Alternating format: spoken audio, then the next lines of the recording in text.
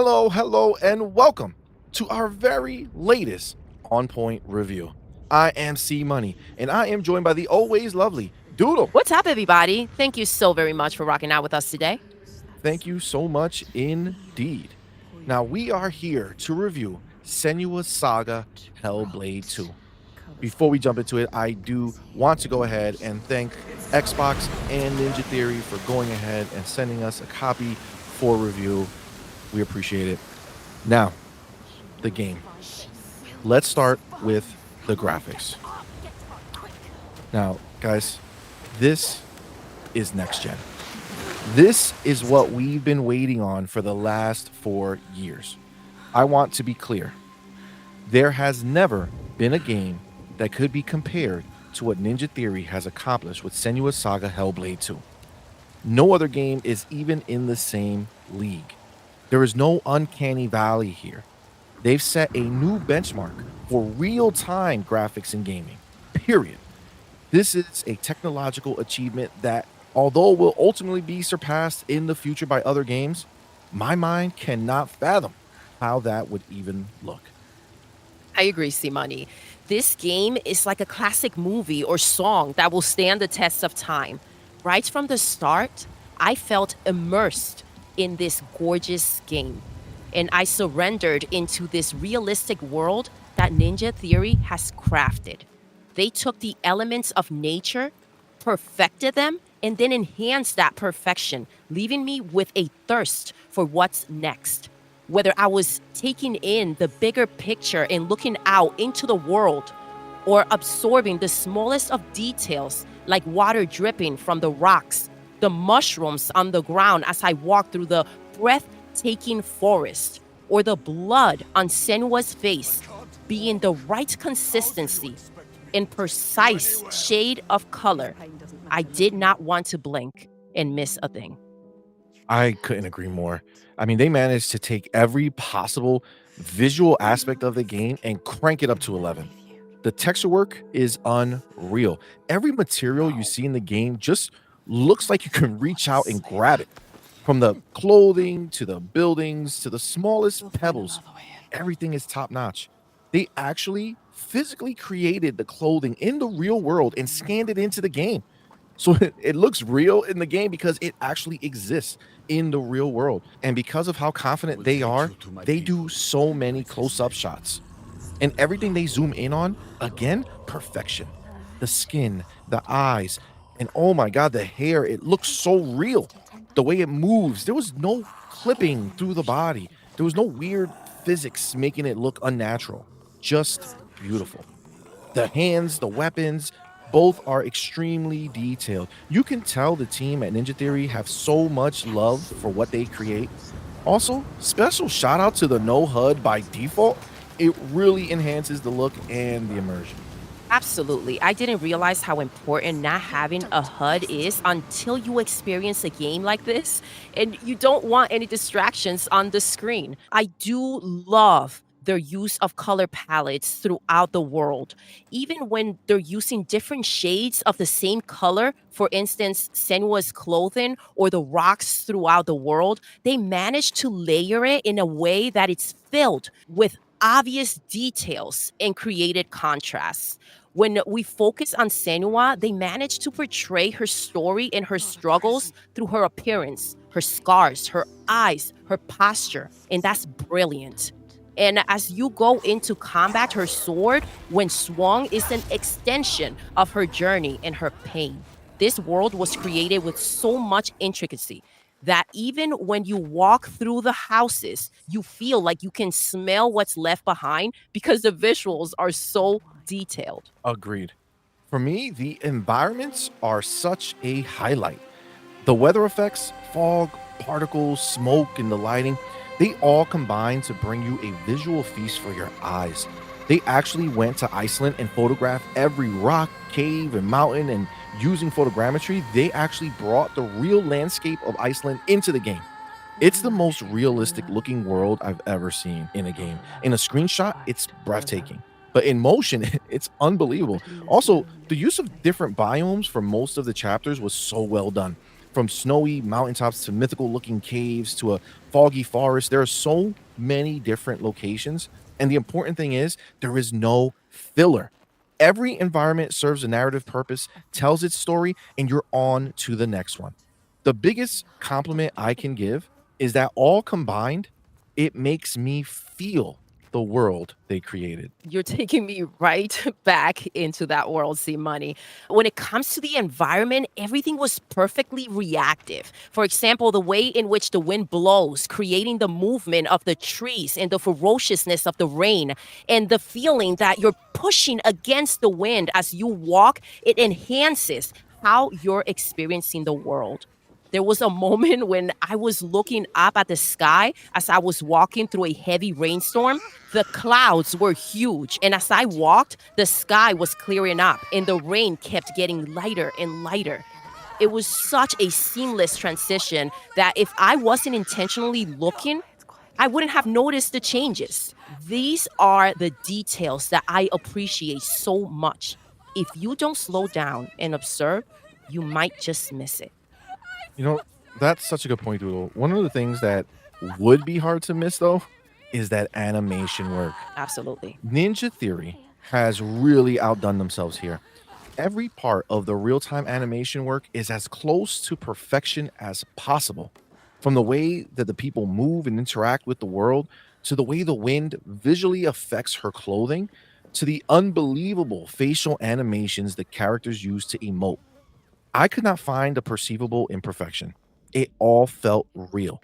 You could feel how tired Senua was, how afraid she was, how much pain she was in, how desperate she was to survive, how determined she was, and how doubtful she was of her decisions, all with no words. Just by looking at how her body and facial expressions changed at any given moment, depending on what was happening. Agreed. The animation is exceptional. No spoilers here, but there was a moment when I was crawling and squeezing through an area. Senua was drained, so I literally stopped as to let her catch her breath. I felt like she needed a break, and it took me a moment before I said to myself, wait, I don't have to do that. I could just keep going. But that's a testament to how caught up in the moment I was. The movement is also extremely fluid.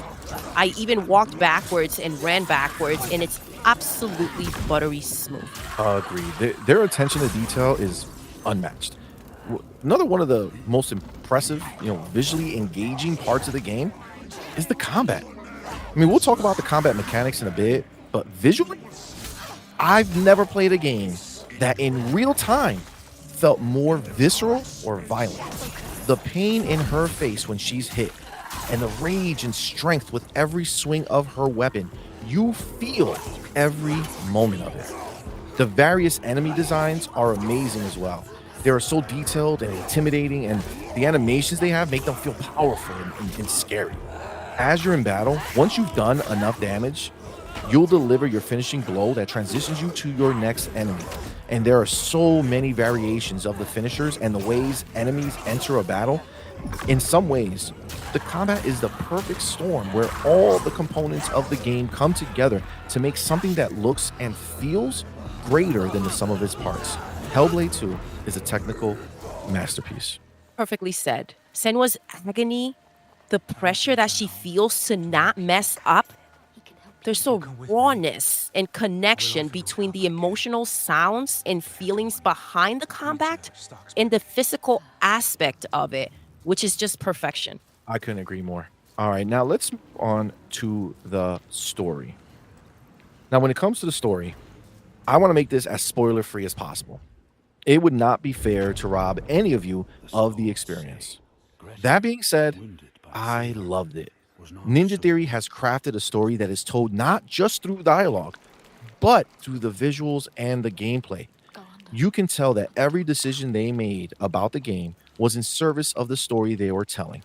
The characters you meet are all multidimensional. They are not just fulfilling some checklist. They each have depth and a purpose, with interesting stories and personalities. And the beauty is that they all fit perfectly into moving Senua's story forward. Because as much as it's great that they introduce us to these stories, This is ultimately 100% Senua's story. There are so many amazing parts of the story that I would love to talk about, but we're gonna have to save that for a spoiler cast in the future. We definitely don't wanna go into spoilers, and there are so many specific parts of the story that I will love to share. That being said, there is so much that resonates with me about Senua's story. In this game, they created a beautiful world that's filled with natural beauty, and it's mirrored with so much darkness. A lot of these things are a reflection of internal struggles in the areas in which Senua indulges or gives into and is trying to fight against. Life is so precious, but as people, we grow and are affected by our surroundings and the way that we are treated. Senua has had to deal with so much trauma in her life that she's trying to remind herself to not give into the darkness and find a few sparkles of light to stay in the right path. She wants to keep the light and not lead her life by her traumas, resentment, and anger that are weighing her down. And so this story is about her finding herself, embodying her choices, and not be dictated by her father's perception of her. His judgment and his actions haunt her in everything she does, creating doubt and reflecting the suffering that she's been through. Senua also struggles with her conscience and the things she can't change and can't control. And so she finds herself struggling with self acceptance and forgiveness. What will she embrace is the question, and how far is she willing to go without becoming the villain in someone else's story? Man, that's literally what I felt watching that. It's insane. Let's move on to the audio. Now, the audio is superb. They nailed everything from the epic soundtrack during combat to the sound of each individual wave crashing against the rocks to some of the best voice work I've heard in a game.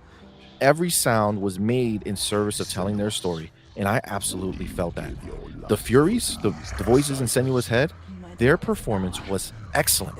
They are so well done, in fact, that at a certain point, I felt like they were saying my thoughts out loud. It blew my mind to learn that the majority of the Furies' lines were not scripted. They were given some talking points, but for the most part, they were unscripted, which is why I believe it worked so well. In this game, the Furies are done in a way that the voices, they don't freak me out. They are more an extension of what you would imagine Senua may be thinking or feeling in any given moment, which ultimately brought me closer to Senua and her story. Especially when you are walking to your next destination, the Furies add so much. Being able to hear Senua's fears, doubts, positive affirmations really kept me engaged in the story the entire time. The voice work in the game is brilliant. The story is well written and it is delivered with clarity and emotion. Combined with the motion captured performances, it's an experience. It truly is. And you're right. It humanized her character. The sound is immersive and layered beautifully, from the water to the birds to feeling captivated by the voices. I wanted to hear more. I needed to know more. I love how they are used to expose the doubts, fears, or pep talks to encourage Senua. I also love the voices during combat and the push and pull with self doubt and confidence. The voice acting is top notch, portraying moments of torment and moments of power with equal commitment. The music is impeccable and so monumental. They truly did a phenomenal job with it, and it ties in with all the other elements in this game, creating a symphony of perfection for every aspect. I could not agree more. Let's go ahead and move on to gameplay. Just like everything else Ninja Theory has done,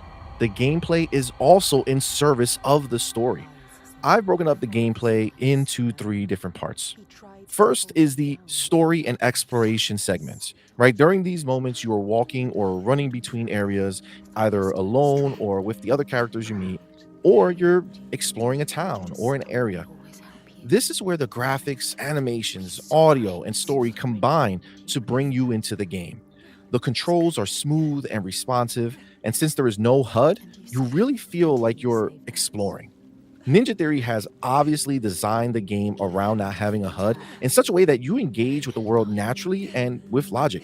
Plus, the whispers from the Furies clue you in as well. I remember thinking to myself that it was dark and I wish I could take that torch that was out in the open. And lo and behold, I pressed A and she grabbed it.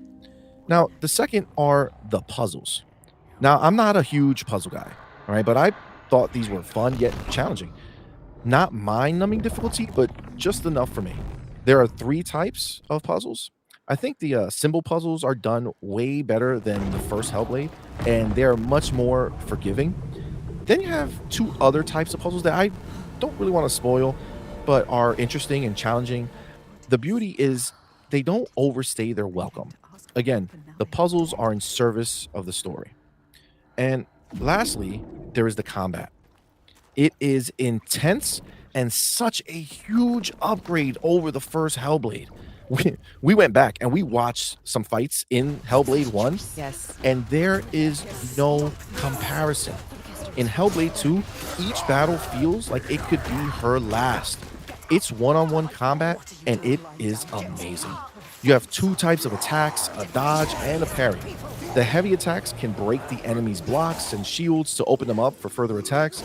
Also, no matter what part of the attack you are on, if you see an enemy about to hit you, you can cancel out your attack with a dodge or a parry. So you are always in control of your actions. Eventually, you do find a mirror in the story that Senua carries on her hip that unlocks the ability to do some unblockable combos once a meter fills up and you trigger it. My strategy, I would always save up the special ability to get past one of the bigger, more difficult enemies. And although the battles are one-on-one, the actual battle can consist of multiple enemies and multiple characters who are fighting alongside of you. The way the game masterfully brings the other characters and enemies into the battle makes it feel like you are part of a much bigger battle while still keeping it manageable. The combat was so enjoyable, I looked forward to each and every encounter. I did too. Throughout the gameplay, the combat is so engaging and intense that at times I found myself sitting up higher and perked up. I was truly invested.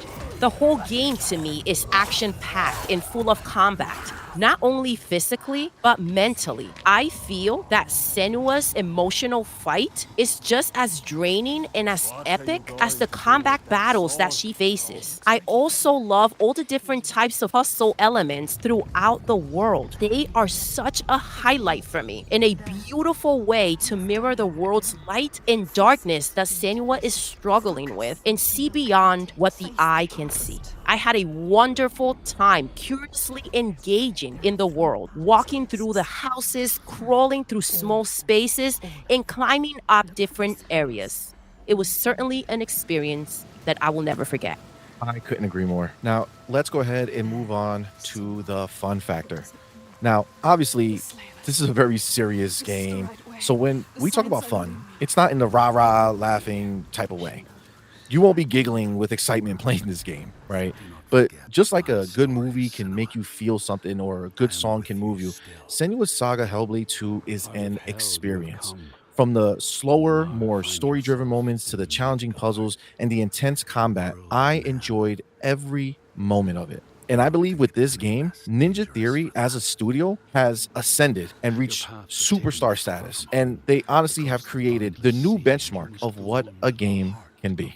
My enjoyment was like no other. I finished the game and I was ready to get back in there and relive everything again with a new layer of knowledge of the game and story. For me, Hellblade 2 is the piece of the puzzle that Xbox has been missing. Senua was brought to life. I wanted to help her, heal her, to save her. Her pain was mine, her agony and torment. I felt her triumphs were too. I connected to this character and to her fight, and I wanted to protect her because her pain and her story crushed and ripped through my soul. There are melodies out there that touch our hearts and makes us cry from the moment that we hear it. And that is absolutely beautiful. To me, this was a melody in game form from Xbox and Ninja Theory. And I would like to thank them for this masterpiece. And with that, it's time for us to go ahead and give our scores for the game. Now, as you guys know, we each give a score and then we go ahead and take the average between the two of our scores, and that is the official on point review score. Now, for me, I will say that I thoroughly enjoyed this game. I loved it. I did not want to stop playing. From the moment I turned it on to the moment I rolled credits, I could not have imagined them creating something so beautiful and impactful. This was truly a masterpiece and a game that I will never forget having played. And it would be a rare game that I can absolutely see myself playing again and again over the years.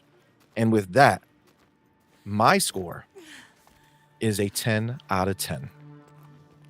I was absolutely addicted to it. I wanted to play more. I wanted to be there and see the story play out and be a part of it. This game, for me, is perfection. This is my game of the year, and I can say that confidently. For me, Hellblade 2 is a 10 out of 10. Well, I guess is unanimous. The official on-point review score for Senua Saga Hellblade 2 is a perfect 10 out of 10. This is absolutely a masterpiece. And if you haven't already, you need to play this game. Now, for context, I beat the game in about 11 hours. Whereas Doodle went ahead and she beat the game in about 6.5 hours. Guys, if you liked the video and you liked our review, go ahead and make sure you hit that like button, subscribe to the channel, go ahead and share this out to your friends, and make sure you come back for the next On Point review. And with that, we are going to go ahead and end this show the way we end every single show. Doodle, Yes, we're done. we are. Until next time, You're intruding. you're intruding. Won't listen to you. Her voice thought she'd left it in the past. Her father. He clouds her mind with fear, but she won't stop. Stronger forces drive her on.